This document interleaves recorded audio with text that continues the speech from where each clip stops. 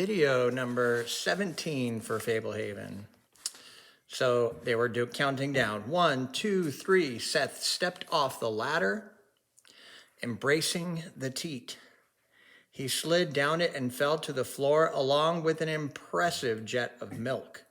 Kendra stepped off and hugged the teat as well. Even with her holding tightly, it slid through her embrace faster than she expected.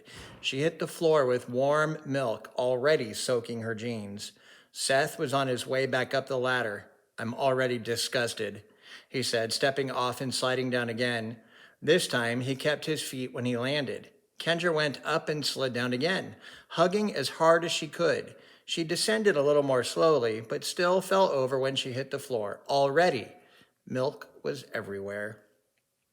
Soon, they fell into a rhythm, both of them landing on their feet most of the time.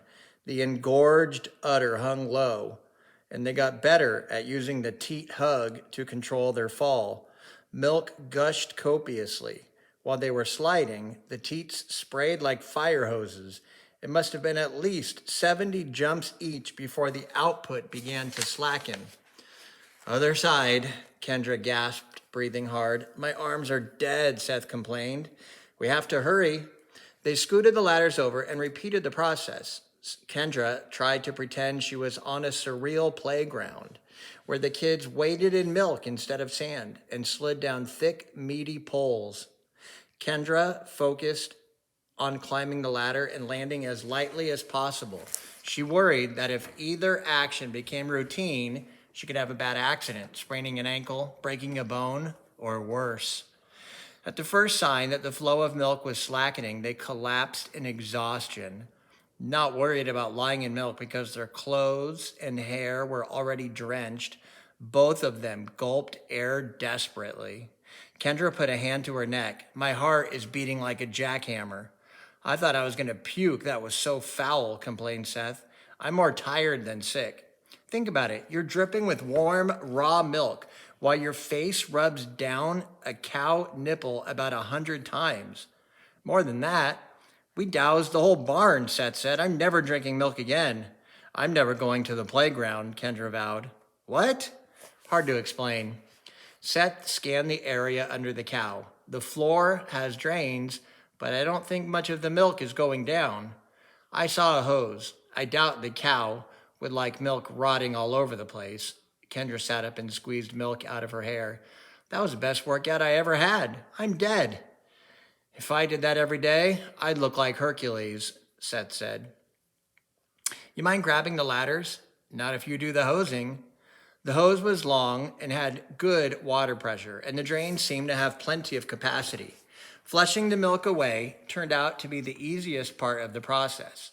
Seth had Kendra hose him off and then return the favor. From the time the milking began in earnest, the cow made no more noise and displayed no more interest in them.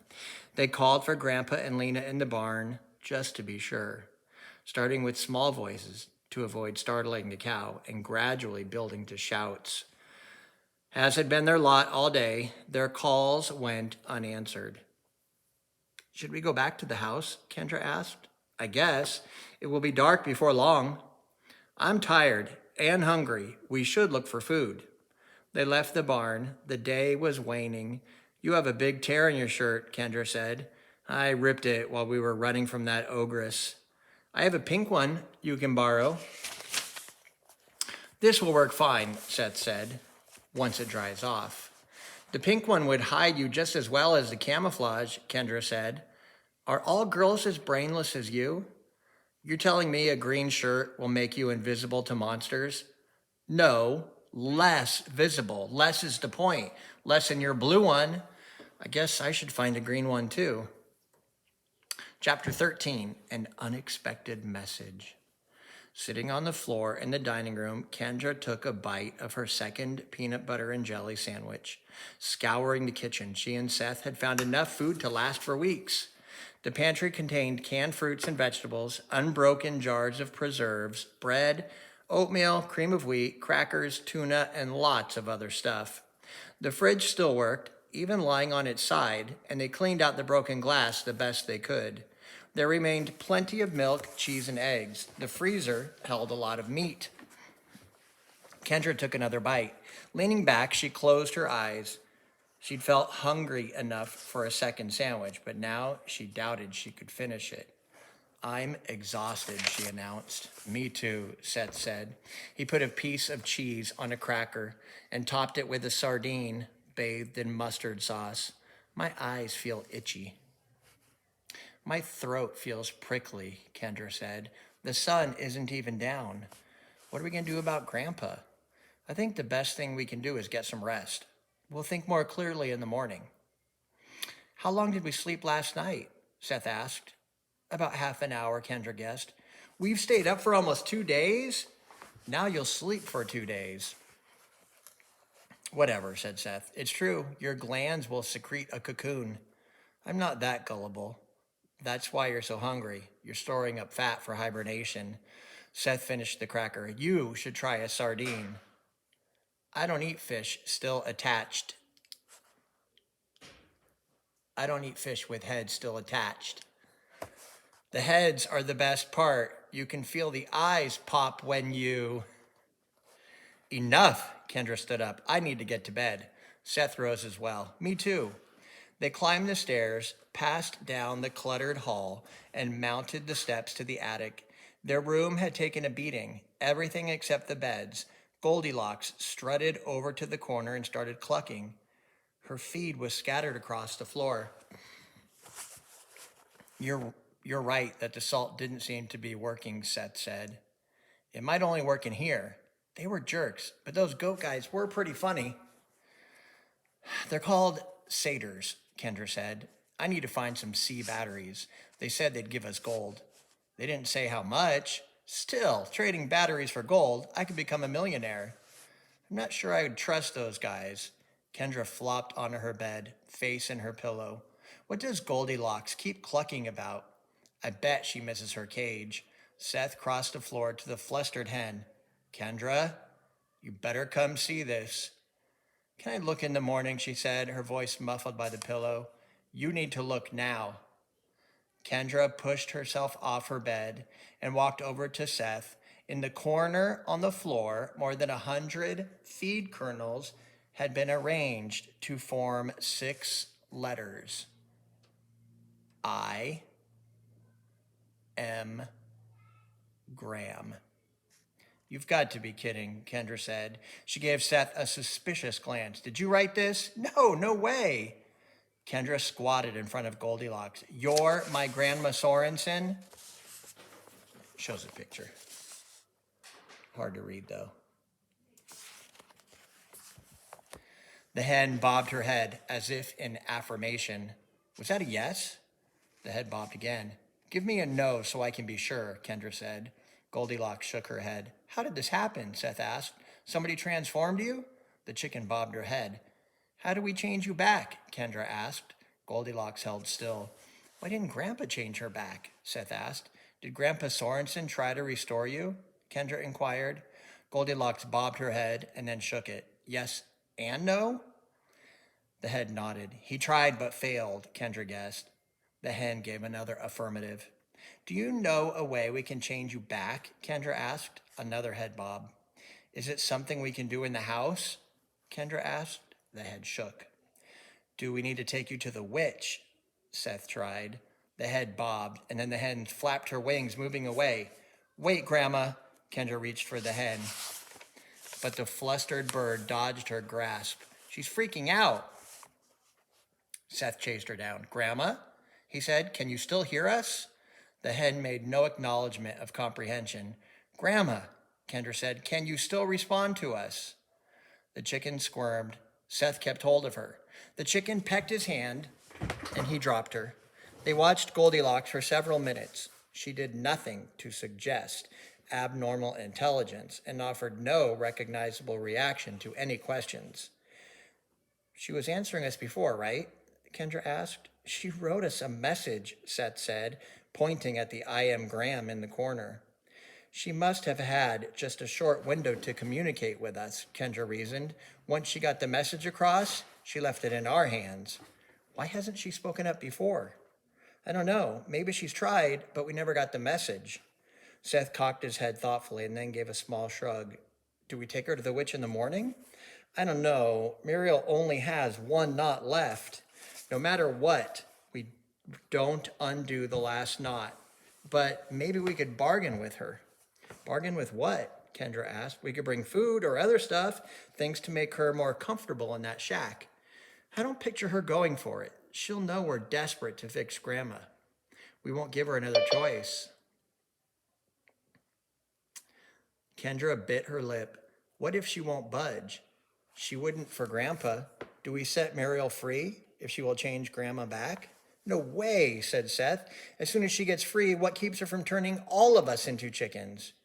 Grandpa said you can't use magic against others unless they use it on you first. We never caused Muriel any harm, did we? But she is a witch, Seth said. Why would she be locked up if she wasn't dangerous? I'm not saying I want to let her go. I'm saying we might be in an emergency situation where we have no other options. It might be worth the risk in order to get Grandma back to help us. Seth thought about that. What if we can get her to tell us where Grandpa is? Or both, Kendra said, getting excited. I bet she would do just about anything to be released. I'm sure she would do those two things at least. Then we might actually get out of this mess. You're right. We don't have many options.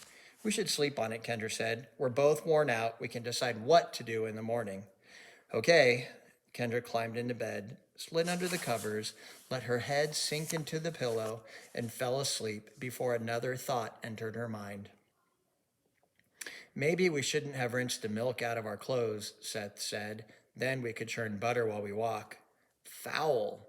By the end of the day, I might have had yogurt in my armpits. You are psychotic, said Kendra. Then we could add some Alina's jam and make it fruit at the bottom. Quit it. Seth seemed pleased with himself. Goldilocks rode in the wheelbarrow inside a burlap sack he had found in the pantry.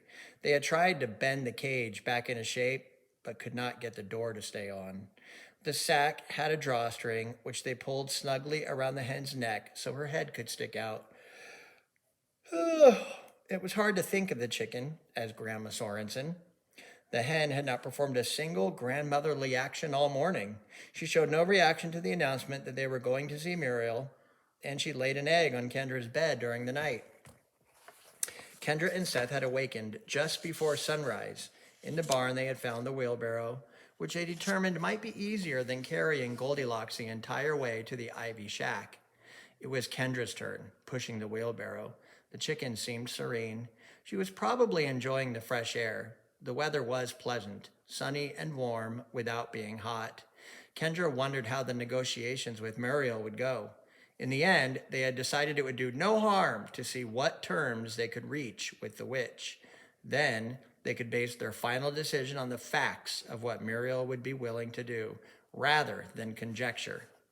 They had loaded food, clothes, tools, and utensils in the wheelbarrow in case they might be able to barter with comforts instead of freedom. Most of the clothes had been mangled on Midsummer Eve, but they found a few unshredded items for Grandma to wear in case they succeeded in transforming her. They'd made sure to feed the chicken some milk in the morning, as well as to drink some themselves. The trails to the shack were not difficult to remember. Presently, they identified the leafy structure where the witch lived. Leaving the wheelbarrow, Seth carried the chicken, while Kendra collected an armful of bartering items. Kendra had already reminded Seth to stay calm and be polite no matter what happened, but she repeated the admonition. They heard strange music as they drew near the shack, like somebody playing a rubber band while clacking castanets. When they got around to the front door, they found the grimy old hag playing a mouth harp with one hand while making her lumberjack dance with the other. I did not hope to have visitors again so soon, laughed the witch when her song ended. Pity about Stanley. What do you know about our grandpa? Seth asked. The woods are all abuzz with news of his abduction, Muriel said.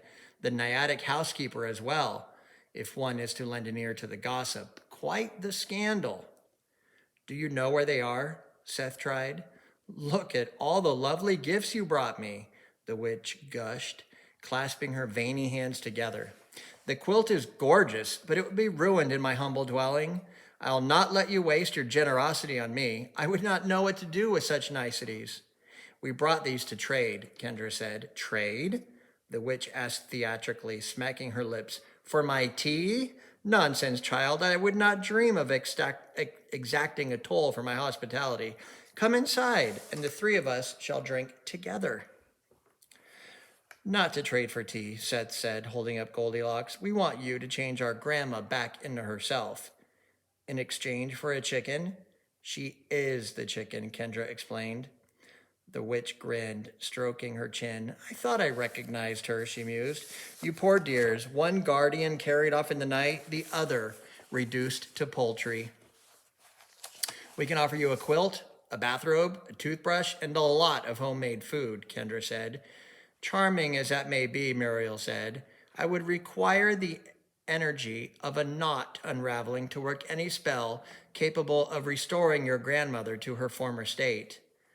We can't untie your last knot, Seth said. Grandpa would be furious. The witch shrugged. My predicament is simple. Imprisoned in this shack, I am curtailed in my abilities. The problem has nothing to do with my willingness to compromise. The dilemma is that the only way for me to fulfill your request would be to harness the power stored in the final knot. The decision lies in your hands. I have no other options. If we untie the last knot, will you also tell us where our grandpa was taken? Kendra asked. Child, I would love nothing more than to reunite you with your lost grandfather. But the truth of the matter is, I haven't the foggiest notion where he was taken. Again, it would require losing my knot in order for me to marshal sufficient power to discern his whereabouts. Could you find Grandpa and change Grandma with the power from one knot? Kendra asked. Lamentably, I would have the opportunity to accomplish only one feat or the other. Both would not be possible. Unless you figure out a way, you won't have a chance to do either, Seth said. Then we have reached an impasse, the witch apologized. If you tell me we have no deal, unless I am able to accomplish the impossible, then we have no deal.